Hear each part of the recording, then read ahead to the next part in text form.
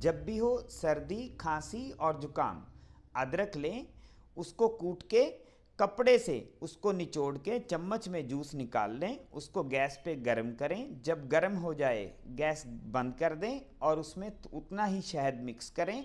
अच्छे से मिक्स करके उसको सुबह शाम लें और उससे 45 मिनट तक कुछ और ना खाएं, गरम गरम काढ़ा पिएं और 3 दिन के लिए ये लें। देखें सर्दी जुकाम और खांसी छूमंतर।